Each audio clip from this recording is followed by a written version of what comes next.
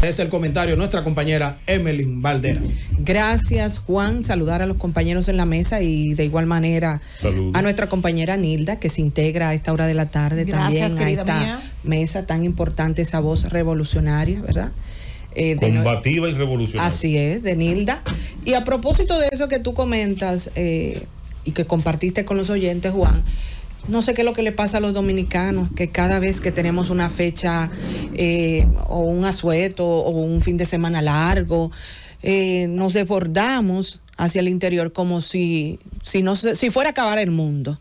Y sobre todo en esta parte de la Semana Santa, la gente lo ve más que una Semana Santa como la semana de vacaciones.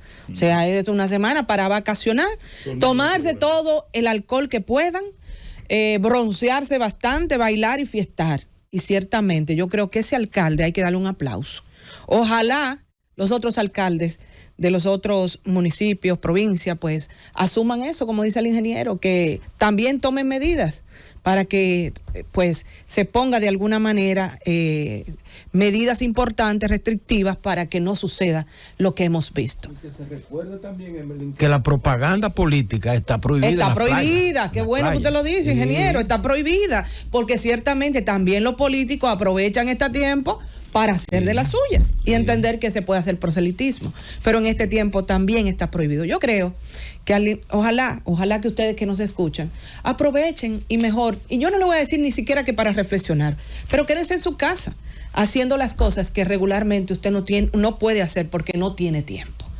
Aproveche el tiempo, que el tiempo es oro, ciertamente es así, el tiempo es oro. Miren, hay un tema que en lo particular le he dado mucho seguimiento a lo largo de mi carrera como profesional, como periodista y comunicadora, y tiene que ver con la educación. Aquí lo he dicho en innumerables momentos, incluso cuando fui candidata a diputada, también tenía como estandarte el tema de la educación. La educación, evidentemente, sin educación no hay desarrollo, y eso es así. O sea, la educación siempre será importante para el desarrollo de los pueblos. ¿Y por qué digo esto? Bueno, porque hemos visto que a lo largo de la historia, todo lo contrario, la educación ha sido de alguna manera una cenicienta, una cenicienta. Y yo hago esta reflexión y quiero hablar hoy de esto porque, vuelvo y repito, es lo que he visto a lo largo de mi historia, no solo como periodista y profesional, sino también en mi hogar, en mi casa, y quienes me conocen saben que mis padres, ambos líderes comunitarios desde la fe, trataron siempre de aportar, de que el entorno donde vivíamos fuera diferente y que la gente que de alguna manera tenía contacto con nosotros también tuviera la oportunidad de desarrollarse, de aprender algo, de crecer. Y eso se hace solo desde la educación, desde la formación. Y siempre he dicho también que recuerdo en mi casa un centro donde mi mamá alfabetizaba ante la deficiencia que hemos tenido a lo largo de los años en el sistema educativo dominicano, donde todavía hoy tenemos un incremento importante de analfabetos. Es así. Y que no hay ningún programa establecido como tal que podamos decir, bueno, sí, dio resultado. De alguna manera, en otros gobiernos se iniciaron programas que tal vez pudiéramos decir, bueno, contribuyó en algo. Pero ese mismo avance se fue desmeritando a medida tal que no se le dio tampoco seguimiento, ni se le da continuidad a nada, porque en este país también es así. Y digo todo esto porque existe en este momento una comisión que está trabajando la propuesta de actualizar la ley de educación. La ley de educación que data del 97 y que evidencia, ¿verdad?, que está ciertamente desfasada con lo que se necesita en estos momentos. Yo he dicho que participé como invitada en uno de los debates y lo propio, incluso diputados actuales como el compañero Aníbal Díaz, que es del partido oficial, reconoce que hay deficiencias y que la educación dominicana debe estar actualizada según las necesidades globales que tiene el mundo. O sea, ¿cómo es que un niño vaya a una escuela a formarse y que de repente solo salga sabiendo tal vez los números, o tal vez algo meramente textual, nada a manera técnica, ninguna formación técnica? Por consiguiente, no puede insertarse en el aparato laboral, ¿verdad? de nuestro país. Yo recuerdo que quien es mi esposo en este momento estudió, donde estudió también algunos de los candidatos que ahí señalaban esa deficiencia, el mismo Pedro Jiménez, el mismo Aníbal Díaz, en la Perito. Estudió en la Perito. Y en la Perito aprendió su primer oficio, que fue mecanografía. Y con ese primer oficio... Y archivo. Y con ese primer oficio consiguió su primer trabajo. Y entonces pudo hacer algo tan importante que fue desahogar a su familia del pago de los estudios universitarios. Y pagó su propia carrera. Pero ¿de qué manera podemos hacerlo si los muchachos de hoy no tienen esa posibilidad?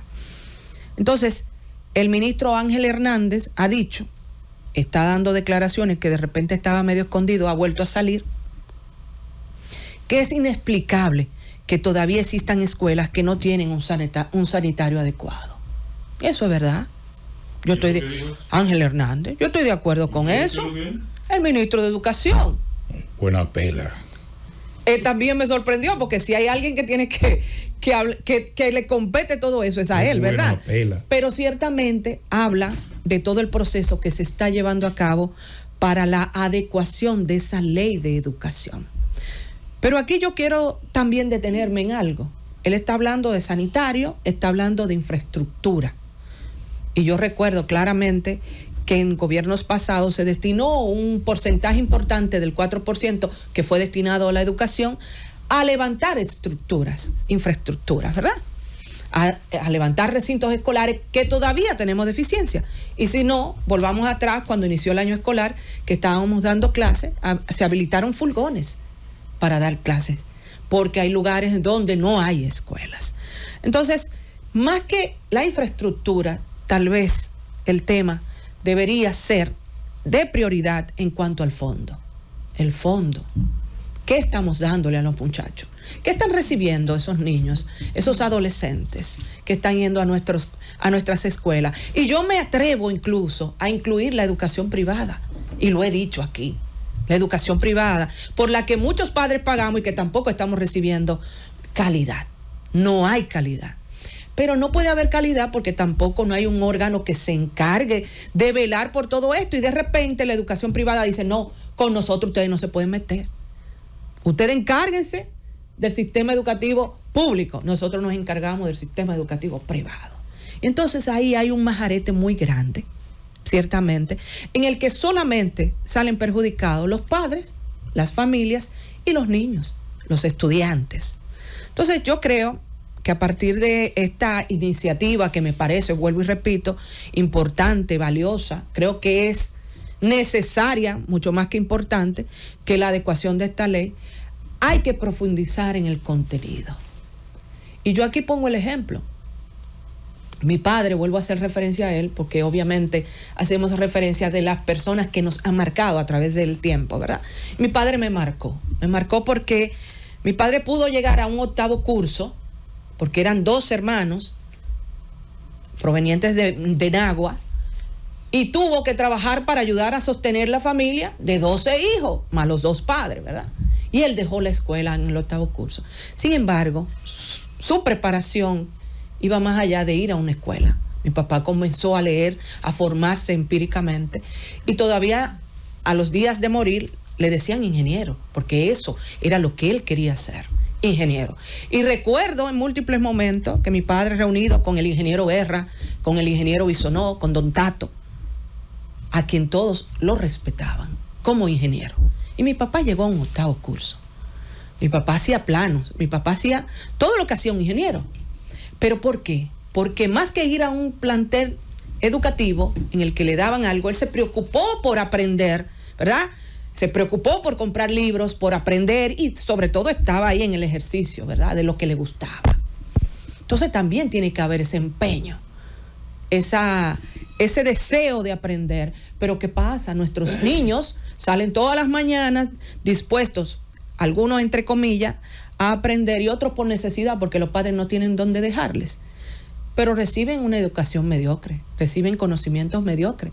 E incluso hay muchos de ellos que dicen, nosotros salimos de ahí que no sabemos, y hemos visto declaraciones.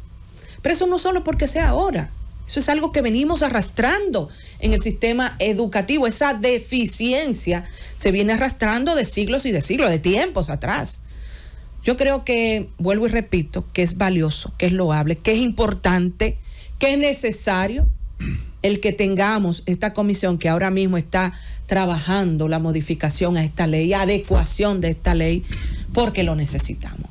Necesitamos profesores que realmente estén comprometidos con educar, que estén comprometidos con aprender primero para después de educar y transmitir esos conocimientos.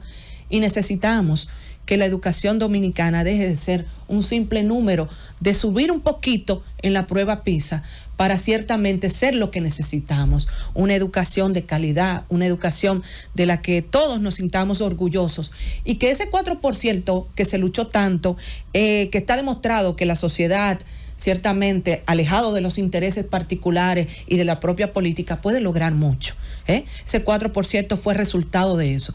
El ministro ahora está pidiendo, dentro de esa adecuación de la ley, que se aumente a un 6% del PIB el aporte que se les retribuya a la educación dominicana. Pero si está demostrado, que lo ha dicho Educa, que no ha servido de nada que se le integrara el 4% al presupuesto de la educación, ¿para qué lo vamos a subir a un 6%?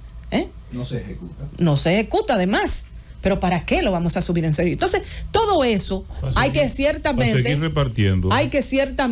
replantearse, evaluarse, profundizarse, para que haya una reforma real de la ley de educación y con ello del sistema educativo dominicano, que yo creo que ya no aguanta más, que ya no aguanta más. Francis.